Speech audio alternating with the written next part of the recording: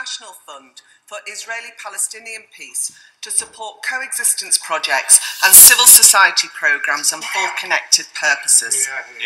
As the House will know, recent weeks have seen a flurry of activity on the Israeli-Palestinian conflict, a UN Security Council resolution, a major speech by the US Secretary of State John Kerry, and a further peace conference in Paris last weekend. The barriers to a two-state solution are well known. As a strong friend of Israel, I admit freely but with great regret that these include the expansion of settlements on the West Bank.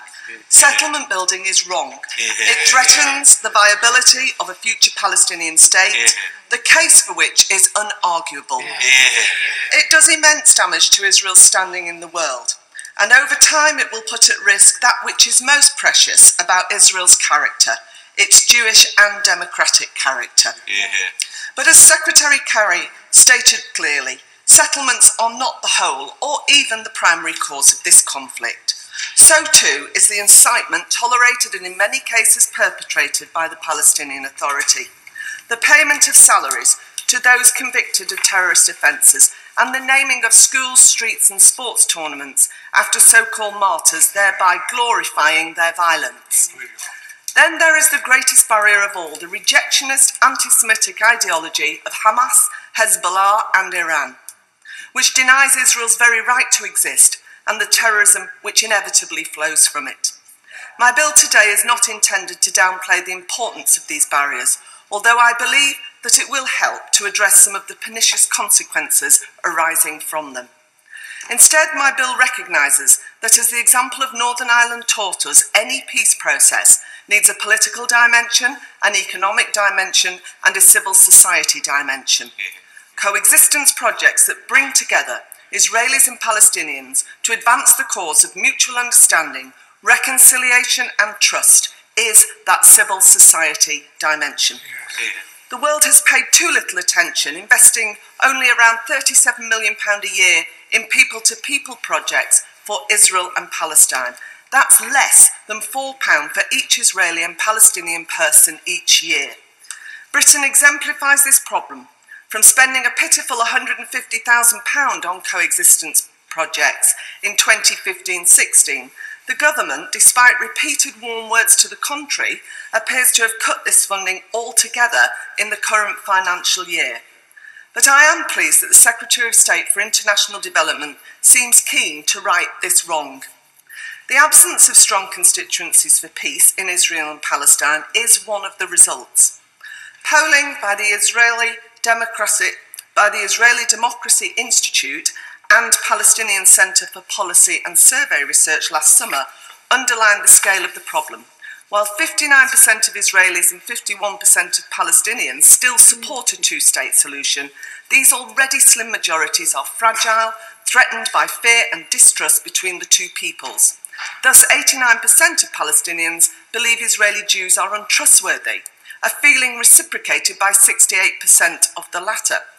At the same time, 65% of Israeli Jews fear Palestinians and 45% of Palestinians fear Israeli Jews. Nor should we place our hopes in the optimism of the young. After all, this is the generation which has no memory of the optimism engendered by the Oslo Accords, but whose formative years have instead been marked by suicide bombings, the Second Intifada, and perpetual conflict between Israel and Hamas in Gaza. Even were the peace process in better health, these would hardly be the most solid foundations upon which to build a lasting peace. But we should recall that the seeds for the Good Friday Agreement were sown at a similar inauspicious moment, during the height of the Troubles, when the International Fund for Ireland was created. Over the past 30 years, it has invested £714 million in grassroots coexistence work in Northern Ireland. In all, more than 5,800 projects have been supported since it was established to promote economic and social advance and to encourage contact, dialogue and reconciliation between nationalists and unionists throughout Ireland. That investment helped provide the popular support which has helped sustain the Good Friday Agreement over nearly 2 decades.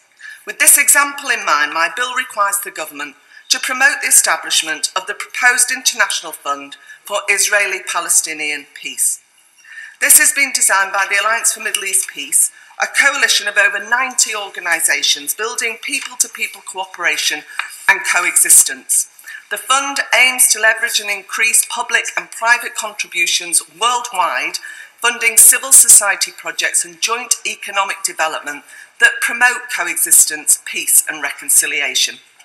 It is envisaged that the $200 million per year fund, 4 times the current level of international support for people-to-people work in Israel-Palestine, would receive contributions of approximately 25% each from the US, Europe, the rest of the international community, including the Arab world, and the private sector. The fund is not, I should emphasise, intended to receive support that otherwise would be provided directly to either the Palestinian Authority or to Israel. We know that coexistence projects in Israel-Palestine work. After 2 decades, there is now a significant body of evidence based on academic and governmental evaluations indicating the impact that coexistence projects can have. The impact, moreover, has been achieved in the face of considerable challenges. According to USAID, those participating in people-to-people programmes report higher levels of trust, higher levels of cooperation, more conflict resolution values, and less aggression and loneliness. Evaluation of individual programmes underlines this impact.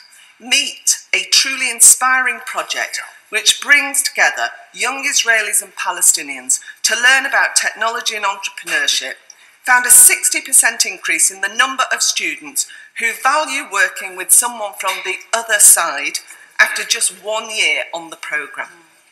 The Parents Circle Friends Forum, an organisation of more than 600 Palestinian and Israeli families who have lost a family member in the conflict, found that 70% of all participants had increased trust and empathy, and 84% were motivated to participate in peace-building activities in their communities.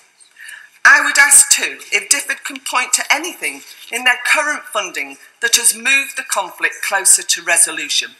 If coexistence work is going to be held to a standard that demands that it demonstrates how it helps solve the conflict, then surely other strategies that have not by themselves moved the ball forward should be held to the same standard. Support for a renewed effort to support coexistence work is strong and it is growing. It crosses international boundaries and political parties. The Quartet's most recent report recommended a focus on civil society work for the first time since its founding. The Vatican, Jewish organisations and politicians on both left and right in Israel have all raised their voices in support.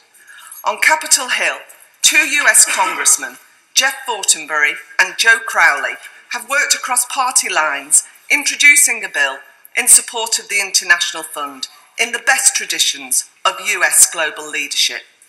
In this House, 56 of my Labour colleagues signed an open letter to the Secretary of State for International Development last month endorsing the fund. And I'm delighted today to have the support of members from the Conservative and Liberal Democrat parties.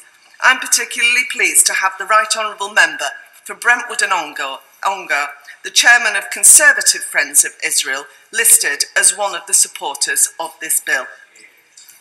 The late Shimon Peres, one of Israel's founding fathers and most indefatigable peacemakers, once said, "The way to make peace is not through governments, it is through people."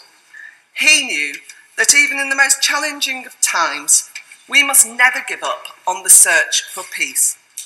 By supporting my bill, the House can underline its support for that search. Order. The question is that the Right Honourable Member have leave to bring in the bill. As many as are that opinion say aye. Aye. The contrary, no. I think the ayes have it. The ayes have it. Who will prepare and bring in the bill?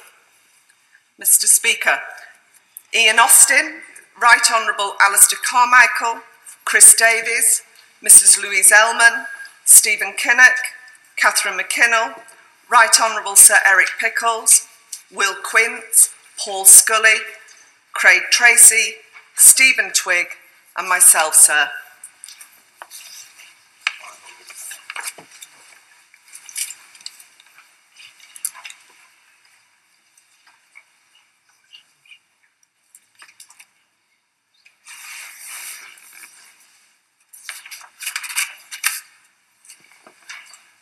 Joan Ryan.